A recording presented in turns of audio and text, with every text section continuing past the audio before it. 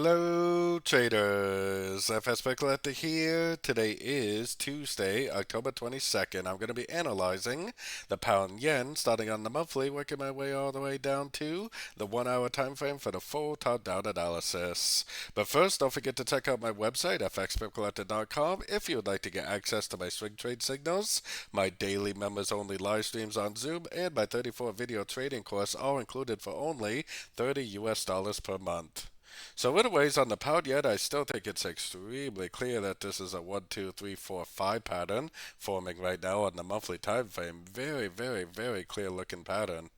So let's take it down to the weekly time frame. On the weekly time frame, that means I think the wave A ends right here, the wave A of 4. I think that we're now in a wave B of wave 4, and I think eventually we'll be back down again for a C of wave 4.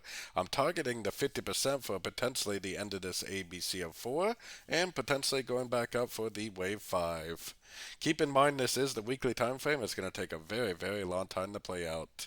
Going down to the daily time frame is where I have this marked as an A. I think this is an A of B. I think this is a B of B. And I still think that this is an uptrend for a C of wave B.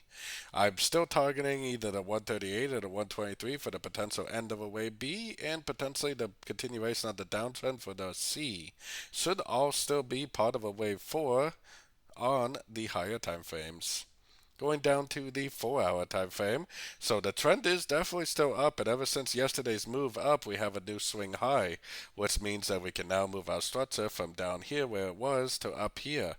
So now if we get a break of this structure, then that definitely would turn me into a seller. But until we actually get a break of that structure, I would still be looking at every move I see to the downside as nothing more than possibly a correction to the last impulsive move up. The trend is definitely still up, and there's no signs of it being over yet. Going down to the 1 hour time frame. So on the 1 hour time frame, if price breaks structure, which it looks like it wants to, then I would instantly throw my Fibonacci retracement on this last move up. Then I would observe the market to see if it makes like a three-way pullback, like an ABC correction. If it does make a three-way pullback, then if I get a Fibonacci bounce with a nice engulfing move to the upside, then I would definitely continue to take long opportunities for the continuation of the uptrend. As long as it doesn't break my structure on like the 4 to 8 hour time frame to the downside, I am definitely still continuing to look for longs at the end of ABC pullbacks.